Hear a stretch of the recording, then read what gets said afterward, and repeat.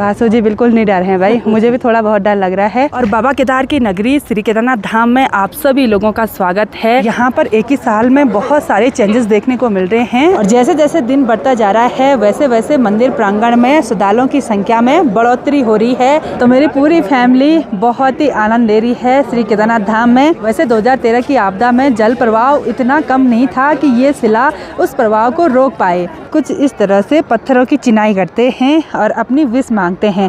अब ये वाला ट्रेंड भी ज़्यादा चल रहा है।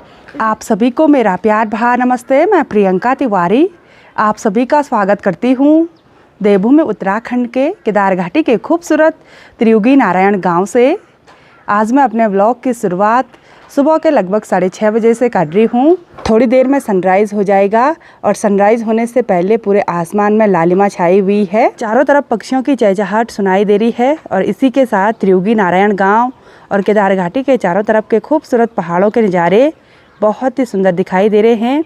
और श्री केदारनाथ धाम के पीछे के हिमालय पर्वत पर सुबह सुबह सूर्य की किरणें बहुत ही गजब की देखने को मिल रही हैं।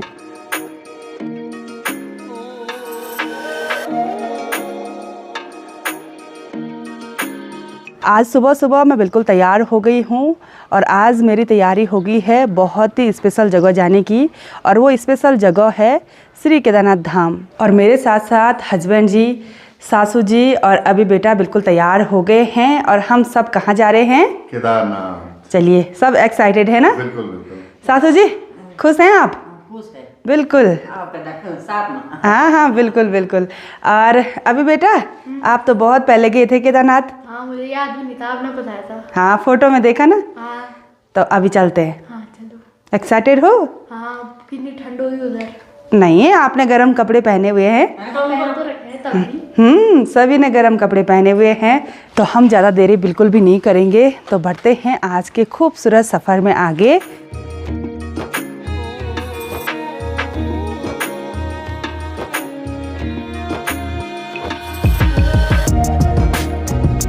अभी हम अपने गांव के झोसी मोहल्ले में पहुंच गए हैं और हमने अपनी गाड़ी बिल्कुल सामने पर पार्क कर ली है। और यहाँ झोसी में एरो एविएशन हेली सर्विस है। तो आज हम अपनी श्री केदारनाथ धाम की यात्रा हेलीकॉप्टर से करने वाले हैं।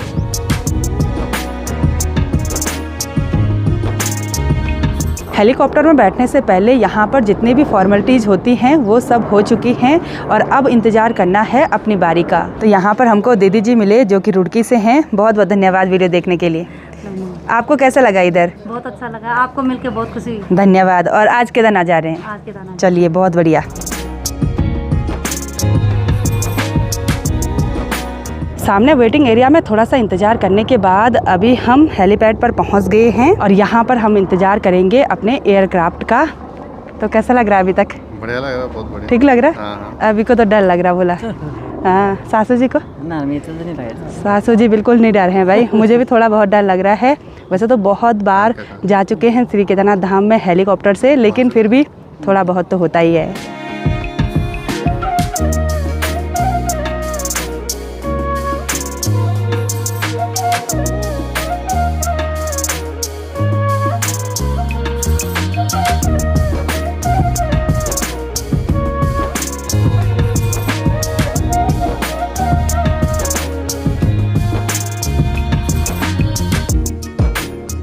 हम सभी लोग सिर्फ 5 मिनट में श्री केदारनाथ धाम में पहुंच गए हैं और बाबा केदार की नगरी श्री केदारनाथ धाम में आप सभी लोगों का स्वागत है। और सामने के हिमालय पर्वत को देखकर मन गदगद हो जाता है। बहुत ही दिव्य दर्शन हो जाते हैं और घर में बैठे बैठे यहाँ की ठंड का आइडिया लगाना बहुत ही मुश्किल है। जैसे ही हम हेलीकॉप्टर से उतरे वैसे ही बिल्कुल ठंडी ठंडी बर्फीली हवा महसूस हुई। ये दृश्य देखने के लिए आंखें तरस जाती हैं। जय श्री केदार, हर हर महादेव। और इधर साइड ना काफ़ी सारी दुकानें खुली हुई हैं जिनमें ज़्यादातर पूजा सामग्री है और काफ़ी सारे यात्री लोग दर्शन करके वापसी की ओर जाने लग गए हैं। अभी तो अच्छी सी तेज़ धूप भी खिल गई और धूप में थोड़ा बहुत ही गर्माहट महसूस हो रही है, उससे ज़्यादा तो ठंडी हवा महसूस हो रही है। इस पूरे केदारपुरी में लगातार निर्माण कार्य प्रगति पर है और यहाँ पर एक नया पुल बनके भी तैयार हो रखा है। साथ ही इधर साइड लोगों ने काफ़ी सारी पूजा सामग्री की दुकानें खोली हुई हैं। तो आज इस नए वाले पुल से होते हुए आगे की ओर बढ़ते हैं।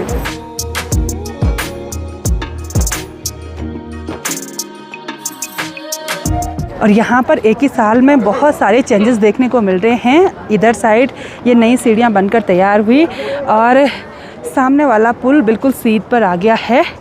तो अब यहाँ से चलते हैं ऊपर की ओर।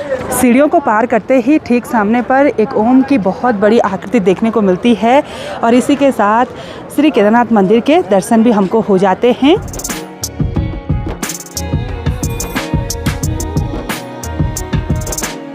तो यहाँ धाम में आकर एक अलग ही दिव्य आनंद की अनुभूति होती है। यहाँ का मौसम भी अलग, माहौल ही चेंज हो जाता है। तो अब हम चलते हैं डायरेक्ट मंदिर प्रांगण में। वैसे लंबी लंबी लाइन लगी हुई है भक्तजनों की दर्शन करने के लिए। तो देखते हैं क्या होता है।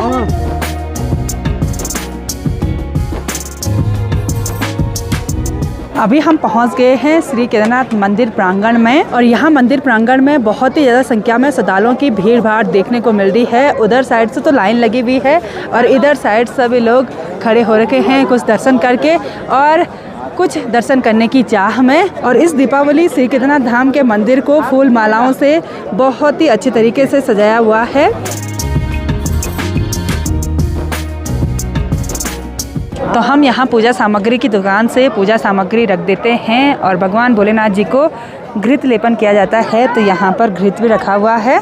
हर हर महादेव कंठे यश विराजते ही करलम गंगा जलम मस्तके वामांगे गिरिराज राज तनया जाया भवानी स्थिता नंदी स्कंद गणादिनाथ सहितम श्री केदारनाथम प्रभु केदारांचल संस्थितो ही सततम कुर्यात् सदा मंगलम मंगलम भगवान शंभु मंगलम वृषभध्वज मंगलम पार्वतीनाथम मंगलाय सदाशिवम।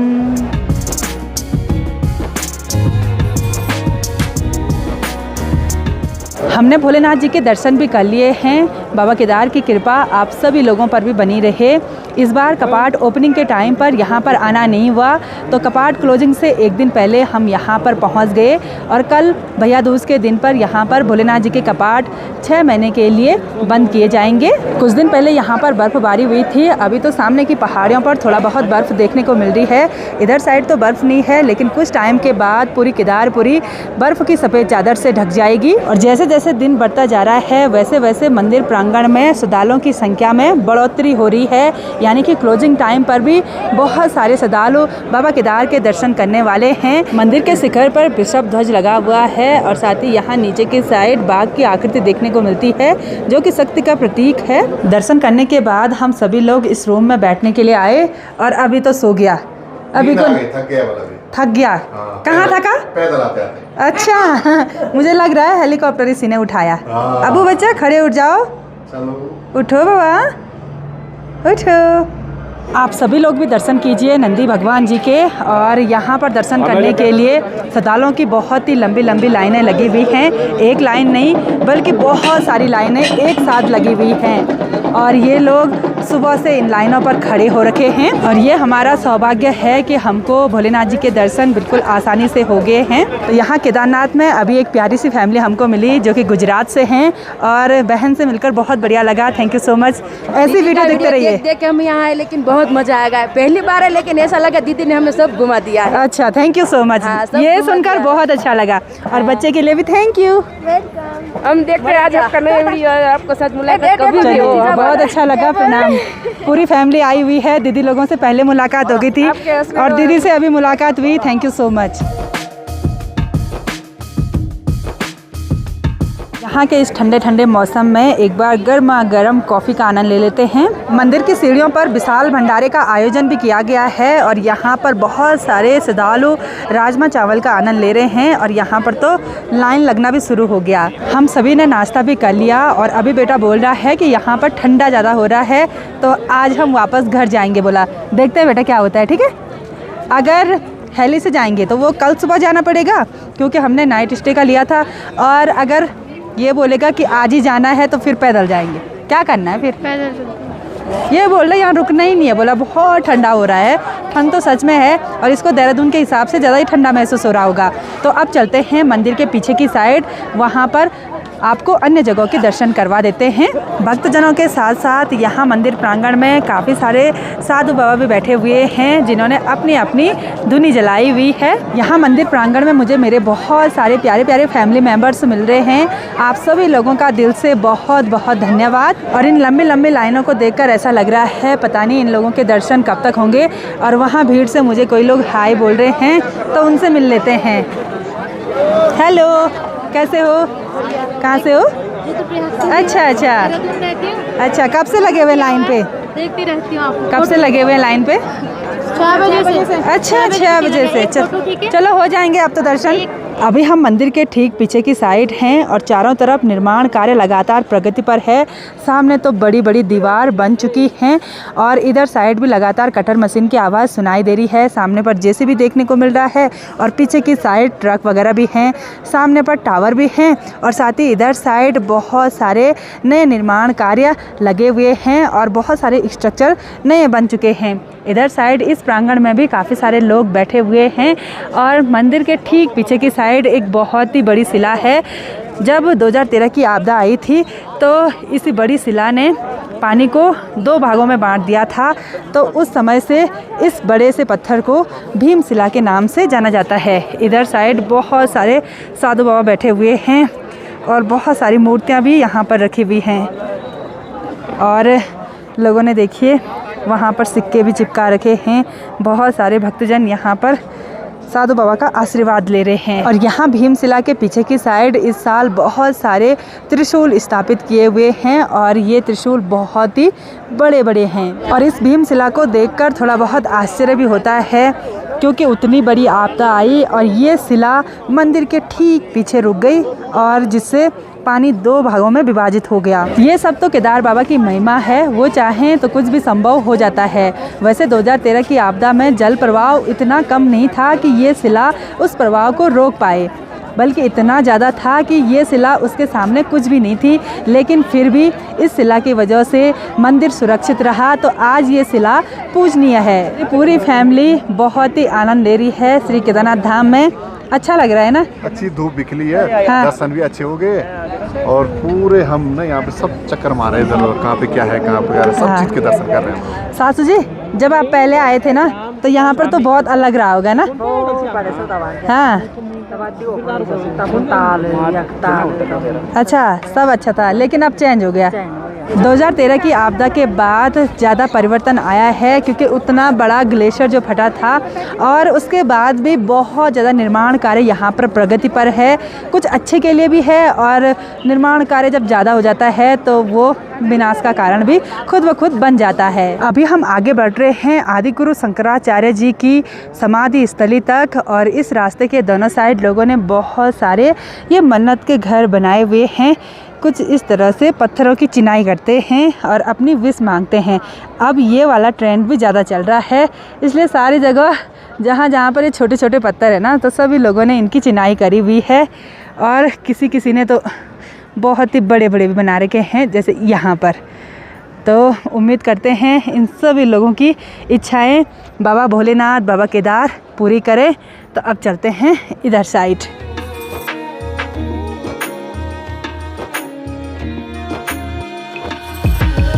आप सभी लोग भी दर्शन कीजिए आदि गुरु शंकराचार्य जी की समाधि स्थली के। और कुछ साल पहले ही यहाँ पर इनकी ये दिव्य और सुंदर मूर्ति स्थापित की गई। दिन के लगभग 2 बजे जैसे ही हम आदि गुरु शंकराचार्य जी की समाधि स्थली से वापस आए तो वैसे ही मेरा फ़ोन स्विच ऑफ हो गया था क्योंकि यहाँ पर ज़्यादा ठंडा है तो बैटरी जल्दी लो हो जाती है। तो हमने एक रूम लिया, हमने सोचा थोड़ा सा आराम कर लेंगे और फ़ोन भी चार्ज कर लेंगे। फ़ोन तो चार्ज पे लगाया लेकिन हम भी सो गए और अभी शाम के लगभग 5 बजे का टाइम हो गया। और आज यहाँ रुकने का बिल्कुल भी प्लान नहीं था। सोचा था कि शाम के टाइम पर मैं और हस्बैंड जी वापसी जाएंगे पैदल और सासू जी और अभी जाएंगे हेली से, लेकिन पूरा प्लान कैंसिल हो गया और आज हम यहीं रुक गए। और पहले तो अभी बेटे को वापस जाना था क्योंकि इसको ठंडा हो रहा था, लेकिन अभी तो गर्मी हो रही है ना, बहुत ज़्यादा गर्मी। अच्छा, और सासू जी भी सो गए थे, 2 नींद खींच ली। वही तो, हम नाइट स्टे सोच कर नहीं आए थे इसलिए अपने साथ कपड़े भी लेकर नहीं आए। मैं तो अपनी श्रृंगार सामग्री और कंघी वगैरह कुछ भी लेकर नहीं आए और ब्रश भी लेकर नहीं आए। तो अब बाहर चलते हैं, एक बार ख़रीदारी कर लेते हैं और टिन पर आवाज़ आ रही है, शायद बाहर बारिश हो रही है बहुत तेज़ वाली। तो देखते हैं बाहर का हाल। अंदर तो काफ़ी ठीक ठाक गर्म हो रहा है, इतना ठंडा नहीं हो रहा। जैसे ही हम रूम से बाहर आए, बाहर तो श्रद्धालुओं की भीड़ वैसे की वैसी देखने को मिल रही है, लेकिन अभी केदारपुरी का मौसम पूरी तरह से चेंज हो गया है। चारों तरफ पहाड़ियों पर बादल छा गए हैं और थोड़ी देर पहले झमाझम बारिश भी हुई। आजकल दिन छोटे हो गए हैं और अंधेरा जल्दी हो रहा है और शाम के लगभग 6 बजे अंधेरा हो जाता है, तो सिर्फ आधा घंटा बचा हुआ है अंधेरा होने में।